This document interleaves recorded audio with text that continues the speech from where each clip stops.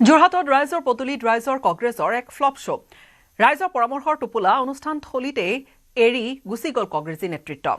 তিনিটাকৈ বাকচ আছিল য'ত ৰাইজে লিখিতভাৱে দিছিল পৰামৰ্শবোৰ এপিচিচিৰ সভাপতি গৌৰৱ গগৈ উপস্থিত আছিল অনুষ্ঠানত আৰু ৰাইজৰ পৰামৰ্শ বাকচবোৰ তাত প্ৰেছ ক্লাবতেই এৰি থৈ গ'ল কংগ্ৰেছৰ বিষয়ববীয়াই যোৰহাটত যি এই অনুষ্ঠান পতা হৈছিলে ৰাইজৰ পদূলিত ৰাইজৰ কংগ্ৰেছ শীৰ্ষক অনুষ্ঠান নিৰ্বাচনী ইস্তাহাৰৰ বাবে ৰাইজৰ পৰামৰ্শ বিচাৰিছিল প্ৰদেশ কংগ্ৰেছে আৰু সেই অনুসৰি বহু লোকে পৰামৰ্শ দিছিল এপিচিচিৰ সভাপতি গৌৰৱ গগৈও আছিল এই কাৰ্যসূচীত ৰাইজৰ পৰামৰ্শক অসন্মান কৰিলে চূড়ান্তভাৱে কংগ্ৰেছে কিয়নো যোৰহাটত নিৰ্বাচনী ইস্তাহাৰৰ বাবে ৰাইজে কংগ্ৰেছ নেতৃত্বক প্ৰদান কৰা পৰামৰ্শৰ সেই টোপোলা নিবলৈকেই পাহৰিলে কংগ্ৰেছৰ বিষয়ববীয়াই অনুষ্ঠান থলীতেই পৰি থাকিল ৰাইজে লিখিতভাৱে আগবঢ়োৱা পৰামৰ্শ ভৰ্তি তিনিটাকৈ বাকচ যোৰহাটত কংগ্ৰেছৰ শীৰ্ষ নেতৃত্ব আয়োজন কৰা ৰাইজৰ পদূলিত ৰাইজৰ কংগ্ৰেছ এই অনুষ্ঠানটি এই ঘটনা যোৰহাটৰ বহু লোকৰ পৰা আগন্তুক নিৰ্বাচনৰ ইস্তাহাৰৰ বাবে অভাৱ অভিযোগ আৰু পৰামৰ্শ গ্ৰহণ কৰিছিল কংগ্ৰেছ নেতৃত্বই অনুষ্ঠানত উপস্থিত আছিল এপিচিচিৰ সভাপতি গৌৰৱ গগৈ লগতে আছিল এআইচিচিৰ সম্পাদক বিকাশ উপাধ্যায়কে ধৰি কংগ্ৰেছৰ বহু বিষয়ববীয়া কাগজৰ টুকুৰাবোৰত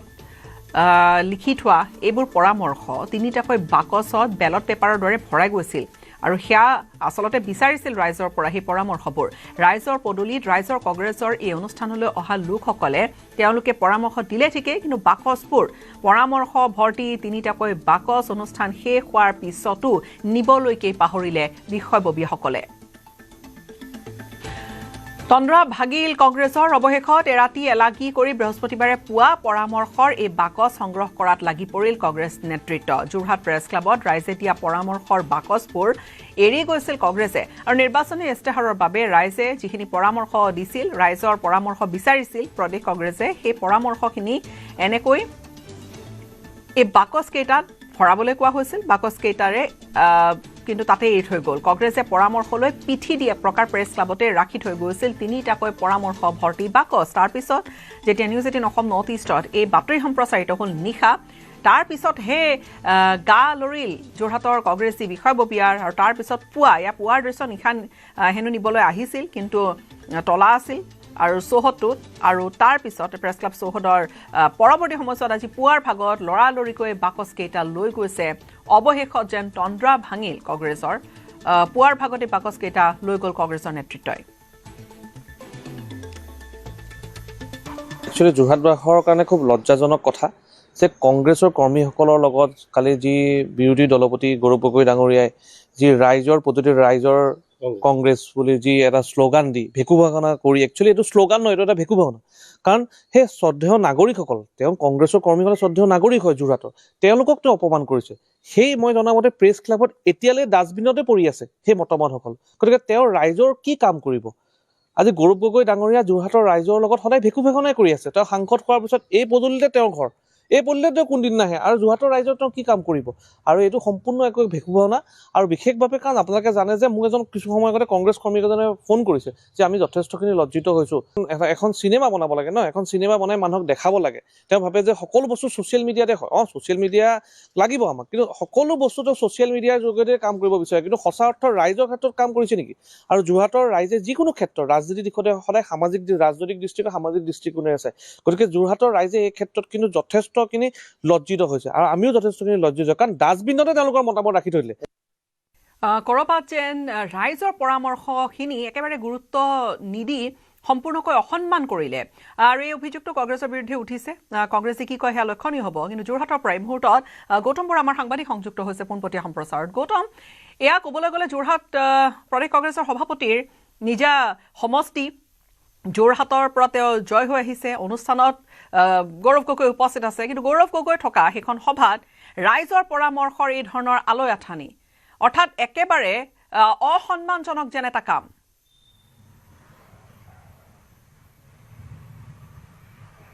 হয় নিশ্চয়কৈ গীতাশ্ৰী চাওক পূৰ্বতে আছিলে কংগ্ৰেছ চৰকাৰৰ দিনৰ ৰাইজৰ পদূলিত ৰাইজৰ চৰকাৰ আৰু বৰ্তমান হ'লগৈ নিৰ্বাচনী যি প্ৰচাৰ তাৰ বাবে তেওঁলোকে ব্যৱহাৰ কৰিছে ৰাইজৰ পদূলিত ৰাইজৰ কংগ্ৰেছ কিন্তু ৰাইজৰ যি পৰামৰ্শ সেই পৰামৰ্শখিনিক যেন তেওঁলোকে ডাষ্টবিনত পেলালে তেওঁলোকে কোনো গুৰুত্বই প্ৰদান নকৰিলে আৰু সেই বাতৰি যেতিয়া নিউজ 18 অসম নৰ্থ ইষ্ট যোগে যোৱা নিশা সম্প্ৰচাৰিত হ'ল তাৰপিছত যোৰহাট জিলা কংগ্ৰেছৰ মাজত হাহাকাৰ পৰিস্থিতিৰ সৃষ্টি হয় আৰু আজি পুৱাতে আহি তেওঁলোকে সেই বাকচ কেইটা লৈ গৈছে আৰু ইয়াকে লৈ তীব্ৰ প্ৰতিক্ৰিয়াৰ সৃষ্টি হৈছে যে যিসকল ৰাইজৰ পৰামৰ্শ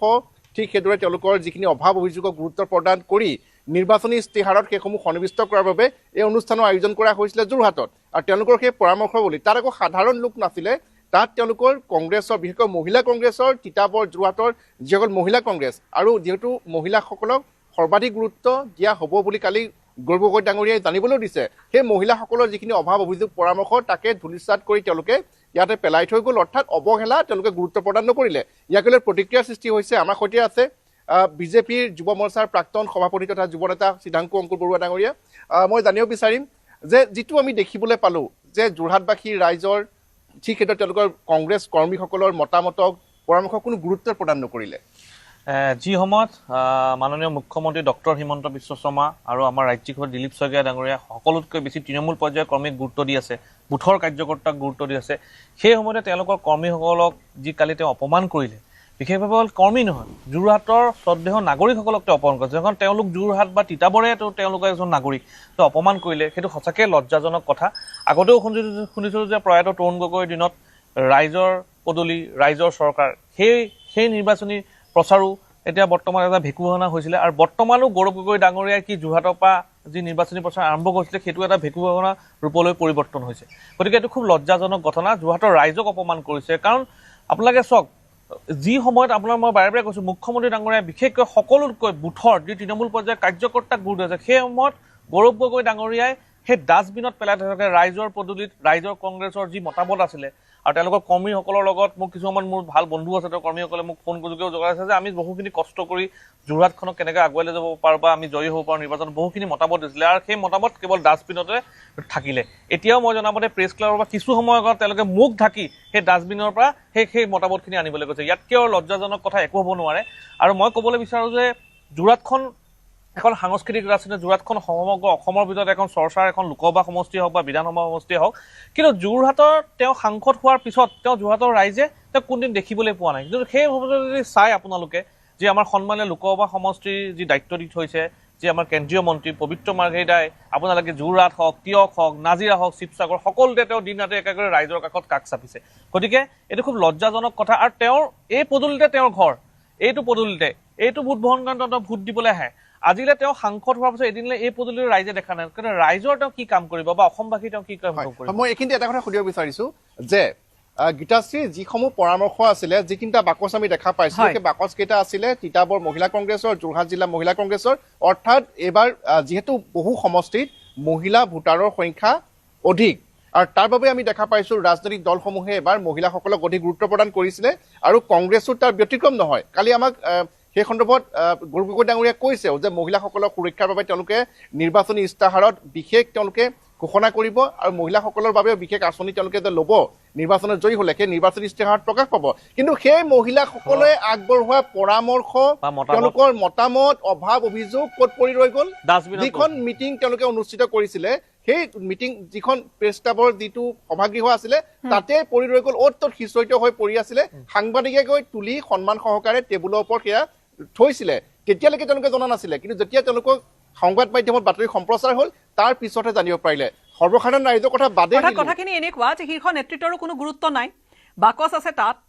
কোনোবা দায়িত্বত আছে শীৰ্ষ নেতৃত্বৰো কোনো গুৰুত্ব নাই যিসকল জিলা কংগ্ৰেছৰ দায়িত্বত আছে তেওঁলোকৰো যেন কোনো গুৰুত্ব নাই অৰ্থাৎ কোনোবাই দিছে দিয়ক এনেকুৱা ধৰণৰ নহয় জানো কথাখিনি দেখাততো তেনেকুৱাই যে কোনোবাই দিছে পৰামৰ্শ দিয়ক কিন্তু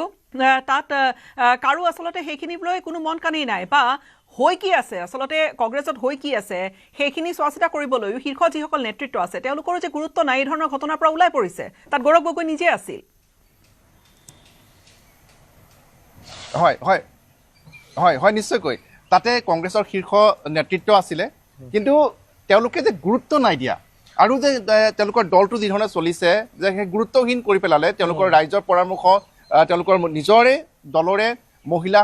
নেতৃসকলৰ মহিলা কৰ্মীসকলৰ পৰামৰ্শ যে তেওঁলোকে গুৰুত্বহীন কৰি পেলালে আৰু শীৰ্ষ নেতৃত্ব উপস্থিত থকা অৱস্থাতে কি ক'ব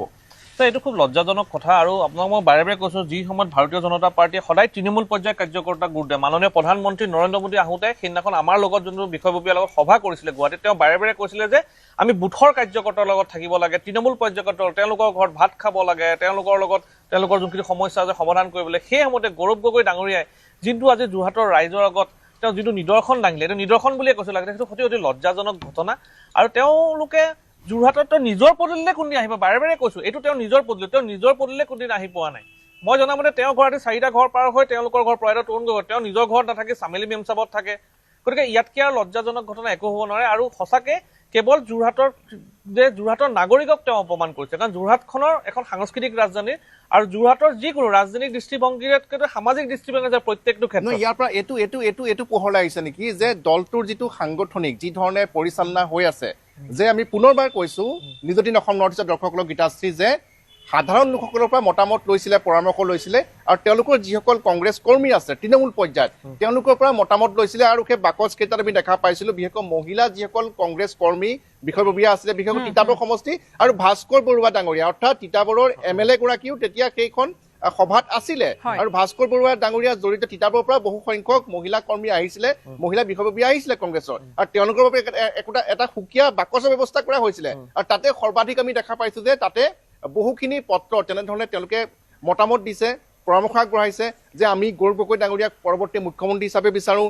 পানীৰ সমস্যা আছে মূল্য বৃদ্ধিৰ সন্দৰ্ভত বহুতে পৰামৰ্শ আগবঢ়াইছে কিন্তু সেইবোৰ ক'ত পৰি ৰৈ গ'ল তেওঁলোকে নিৰ্বাচনী ইস্তাহাৰ বাবে বিশ্লেষণৰ বাবে লৈ নগ'ল প্ৰেছ ক্লাবতে সিঁচৰিত হৈ পৰি থাকি গ'ল আৰু আটাইতকৈ লজ্জাজনক বিষয়টো হ'ব বা আটাইতকৈ আচলতে চকুত পৰা বিষয়টো হ'ব যে তাত পৰি থাকিল আৰু তেওঁলোকৰ কাৰো খবৰ নাছিল যেতিয়া সংবাদ মাধ্যমে বাতৰিটো সম্প্ৰচাৰ কৰিলোঁ তাৰ পিছতহে তেওঁলোকে গম পালে যে তাত বাকচ কেইটা পৰি আছে আৰু তাৰ পিছত তেওঁলোকে তন্দ্ৰা ভাঙিল আৰু পুৱাৰ ভাগত নিবলৈ আহিল আমি বিদায় ল'ম আপোনাৰ পৰা গৌতম ধন্যবাদ